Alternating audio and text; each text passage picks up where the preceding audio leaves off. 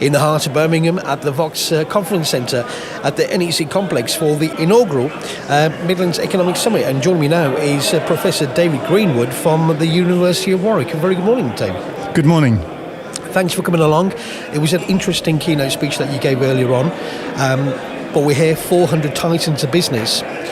A man who's come from academia and has gone into industry after 20 years. What a change. Indeed. When I was working in industry, I spent most of my time on innovation and bringing new technology into industry from academia. I've now stepped into an academic organisation where I'm doing the same thing from just the other side of that line. Post-pandemic, post-Brexit, as we heard from Andy Street, the Metro Mayor for the West Midlands, things are looking gloomy. Was he right in what he said?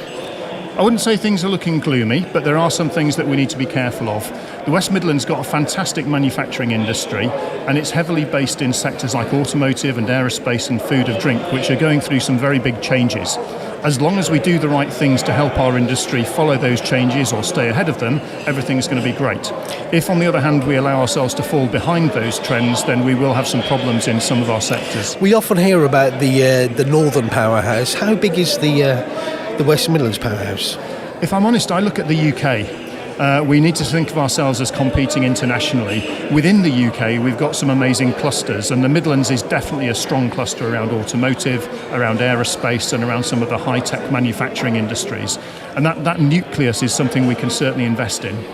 Something that's changing at the moment, and of course there's been a lot of talk about AI and how it's going to revolutionise, and some people are saying it's almost the end of humanity. Would you go with that take? AI is a tool, and like any other tool, it makes you more efficient and more productive if you use it in the correct way. It will replace other tools in places, so I think things like generative AI, though ChatGPT, those kinds of things, will cause a threat to service industry jobs. Things like call centres can be transferred onto generative AI, but it's not going to be all jobs. AI is not going to build your house, and AI is not going to manufacture your cars. So there are still plenty of opportunities outside of that. But we've got automated cars, so the same thing could be applicable to lorries and other logistics. We've been using machine learning and artificial intelligence in the manufacturing workplace for a decade now. People are starting to notice it more, but actually it's been sitting there in the background helping to improve quality and improve productivity for a long period of time. It doesn't replace the role of a skilled entrepreneurial person or engineer.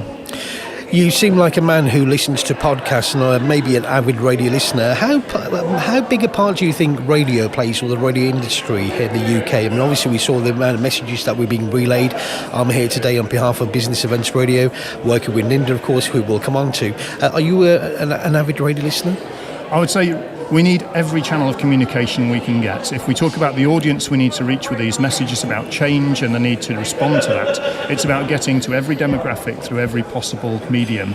And for me in particular, if I walk into a manufacturing plant, if I walk into a car repair, it's the radio that's on. It's not the TV in the background, it's the radio that's on, and it's on 24/7, and there's people in there listening. So I'm absolutely supportive. That's a great endorsement. So the other question I've got to ask you finally, so how did Ninda Johal twist your arm to come here today?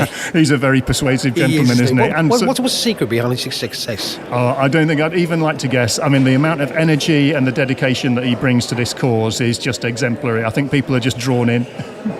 Professor David Greenwood from Warwick University, thank you very much for taking your time out to speak to me. Thank you very much. Thank you very much. Thank you.